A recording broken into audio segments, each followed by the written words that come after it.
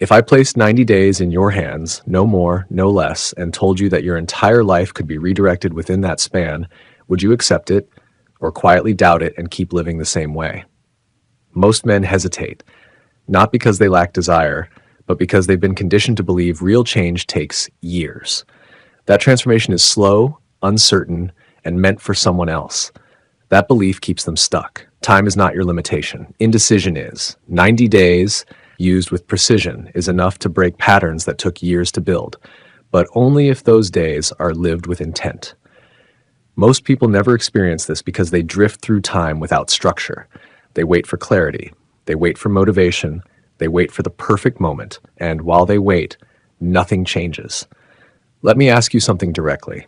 If you knew, without a doubt, that your life could shift in 90 days, what would you stop tolerating today? Something directly. If you knew, without a doubt, that your life could shift in 90 days, what would you stop tolerating today? What habits would you cut immediately? What excuses would lose their grip the moment you got serious? Because tolerance is the real enemy. You tolerate distraction. You tolerate delay. You tolerate the version of yourself that promises action but delivers hesitation. And as long as you tolerate it, you stay exactly where you are.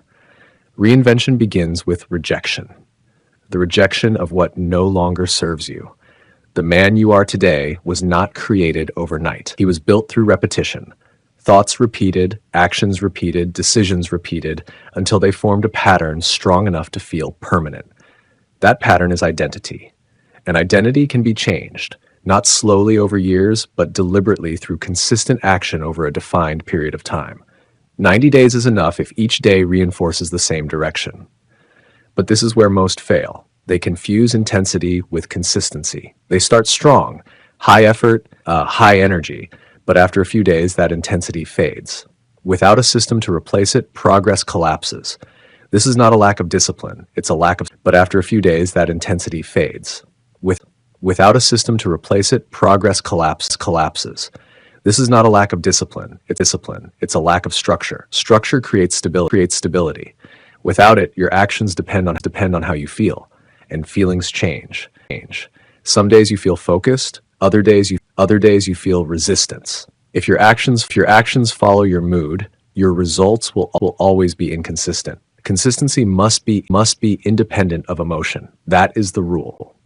If I were to reinvent my life in 90 days, I would begin with a single decision. One direction so clear that it removes the need to constantly reconsider what I should be doing. Clarity eliminates hesitation. Hesitation kills momentum. From that clarity, I would define my actions in advance, not leaving the day to chance, but deciding what must be done before the day begins and executing regardless of how I feel in the moment. Because decision removes negotiation. Negotiation invites delay, and delay is the beginning of drift. There will be moments when old patterns return, when familiar habits call for your attention, when comfort feels more appealing than effort. That is not a signal to stop. It is the exact moment where change is happening. Resistance signals transition. Stop. It is the exact moment where change is happening. Resistance signals transition. The mind resists what is unfamiliar. It pulls you back toward what is known, even if what is known is limiting. And unless you recognize this, you will mistake resistance for a reason to quit. That is how most men restart again and again. They begin with intention, meet resistance, and return to comfort. Not because they cannot continue, but because they haven't trained themselves to move through discomfort. Comfort preserves identity. Discomfort transforms it. If you want to become someone new, you must act in ways that feel unfamiliar, repeatedly, consistently, until what once felt uncomfortable becomes natural. That is how identity shifts, not through thought alone, but through repeated action aligned with a clear decision. In this lesson, you will discover how to structure these 90 days with precision, what to focus on, what to eliminate, clear decision. In this lesson, you will discover how to structure these 90 days with precision, what to focus on, what to eliminate, and how to build a system that does not collapse when motivation fades. You will learn how to move from scattered effort to directed action, from hesitation to execution, from repeating old habits to building new ones that hold under pressure. But before any method works, you must accept this truth. You are not waiting for time to change your life. Time is waiting for you to decide how it will be used. And the moment you decide fully, without hesitation, and commit to those 90 days, something shifts. Your focus sharpens, your actions align, your identity begins moving in a new direction. And that is where reinvention begins. Chapter 1. Then let the first truth be accepted without argument. The life that now displeases you was not built in 1 hour, and it will not be broken in 1 hour.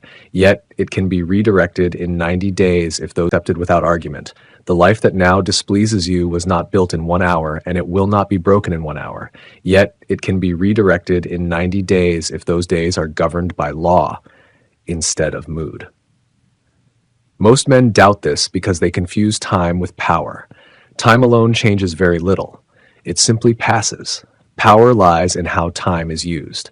And when 90 days are used with definiteness, discipline, and a fixed purpose, they become greater than 10 years spent drifting. The old self survives because it is tolerated. That is the first law that must be understood. Weakness is rarely overthrown while it is still being excused.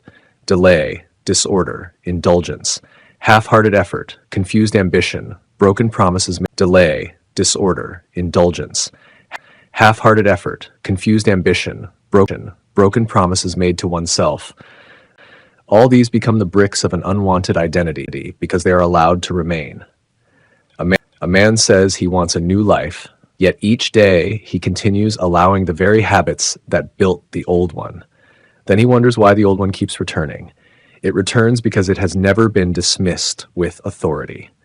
Reinvention begins with rejection, the rejection of what no longer serves you, the rejection of speech that weakens belief, the rejection of people whose presence feeds drift, the rejection of people whose presence feeds drift, the rejection of the inner softness that says tomorrow will do. There can be no new self while the old self still holds full rights in the house. A divided life cannot become powerful. It can only become exhausted.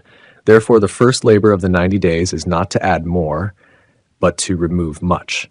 A field must often be cleared before it can be planted. Now hear this. The man you are today was built by repetition. Repeated thoughts, repeated reactions, repeated choices, repeated tolerances, repeated excuses, repeated standards, repeated choices, repeated tolerances, repeated excuses, repeated standards. Nothing mysterious created him.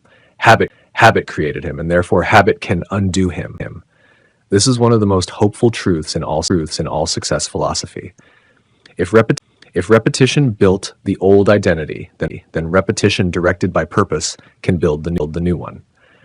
You do not need a miracle to become someone new. You need law, you need rhythm, you need decision.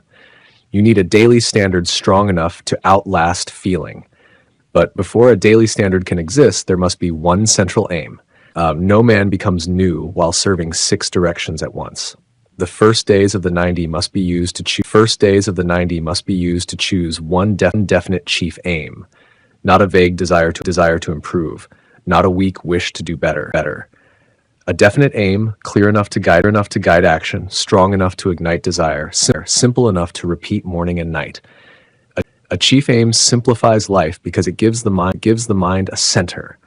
Without a center, effort scatters. With a center, force begins to gather. It is one of the tragedies of life that so many spend their best years in divided effort. They work hard enough to become tired, but not focused enough to be transformed. They start one thing, reconsider, start another, then return to the first with weakened energy. Start another, then return to the first with weakened energy. They tell themselves they are searching, but often they are only postponing commitment. One clear decision can save 10 years because it ends 1,000 unnecessary debates. It says, "This is my direction, and from now on, my days will be judged by whether they serve it." Andrew Carnegie did not become powerful by entertaining endless possibilities. Henry Ford did not reshape industry by drifting through passing ideas. Edwin C. Barnes did not stand beside Edison by wishing weakly. These men differed in method, but they shared one law, definiteness. They knew what they wanted. They committed to it. They organized their minds around it. That is why their energy multiplied, while others lost theirs to uncertainty. Power is not always a matter of greater talent. Often, it is simply the result of less internal division. You ask how 90 days can matter so much. They matter because a man can, in 90 days, stop tolerating the old self and establish a new internal authority. He can stop lying to himself in small ways. He can stop starting without finishing. He can stop excusing what he already knows must go. He can stop speaking as if fate controls him. In 90 days, these corrections, repeated daily, begin to change posture, tone, confidence, and action. The old self loses power because it is no longer fed. The new self gains power because it is consistently obeyed. Others will notice this before the external rewards appear. Family will hear a difference in your voice. There will be fewer vague statements and more clarity. Friends will see less emotional fluctuation, fewer excuses, fewer dramatic starts, fewer collapses. Rivals, if there are rivals, will sense a new level of seriousness. Society always feels the difference between someone trying and someone decided. One entertains, the other commands attention, and all of this begins before money, title, or status has changed. The first days of reinvention must therefore be strict with tolerance. Ask yourself, what have I been allowing that a man with purpose would reject? What speech, what habits, what indulgences, what relationships, what inner agreements? The answers may not feel comfortable, but they are freeing. Because the moment you clearly see what you've been tolerating, you are no longer controlled by it. You can remove it. The weak man negotiates. The man becoming new decides and acts. This is not self-cruelty. It is self-respect taking control. Alongside this rejection, there must be burning desire. A 90-day transformation cannot run on curiosity. It requires an inner fire strong enough to make comfort feel cheap. You must not just admire a better life. You must want it more than your current excuses. That desire must connect to your chief aim. It must be spoken, visualized, reinforced daily. A weak desire will not survive resistance. A strong one will. That is why all achievement begins not just with thought, but with emotionally charged thought directed toward a clear goal. So let the affirmations of this stage be direct and powerful. I am the master of my fate. I control my thoughts. I act with purpose. I persist until I succeed. And this must be repeated until it sounds like identity, not aspiration. I am the type of person who is disciplined, focused, confident, successful, and unstoppable. Do not treat these as decoration. Do not treat these as decoration. Repeated with feeling and backed by action, they become instructions to the subconscious mind.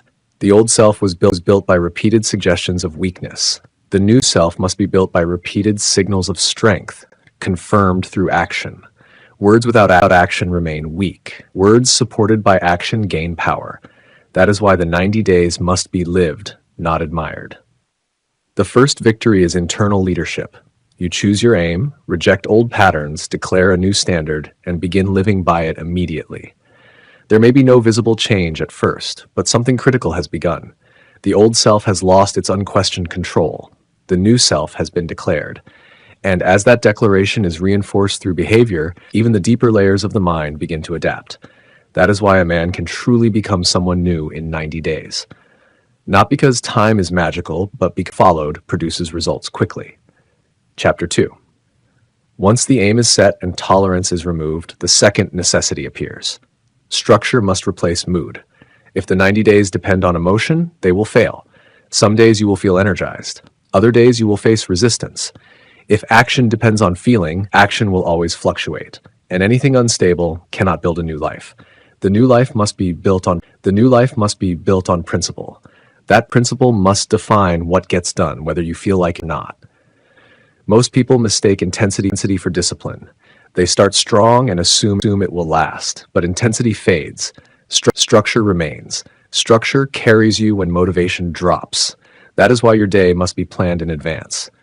Responsibilities must be defined before temptation appears. Your main work must not be negotiated in the moment.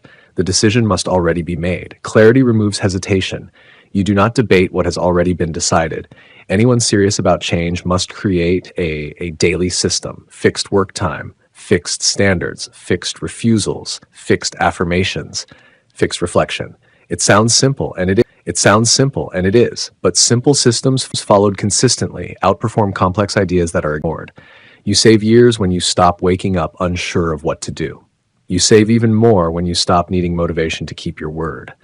There is a strong link here to self-suggestion. You become what you repeatedly say and do.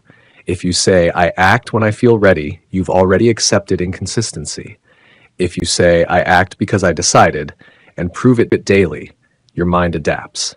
At first, it feels forced. Later, it feels natural. That is one of the rewards of discipline. Reduces internal resistance because your identity has begun to shift. Morning and evening must become anchors. Morning sets direction. Restate your goal, define your task, align your mindset. Evening reviews performance. What worked, what failed, what improves tomorrow.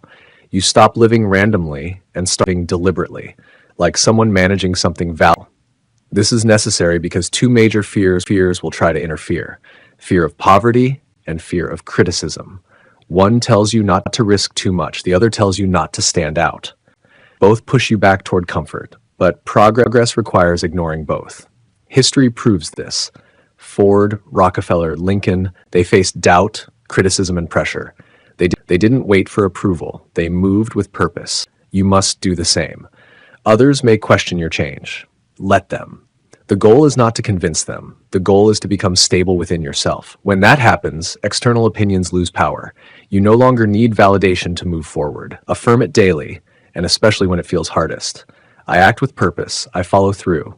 I do what I decided. These are not motivational lines. They are commands. Follow consistently, they reshape how you think and act.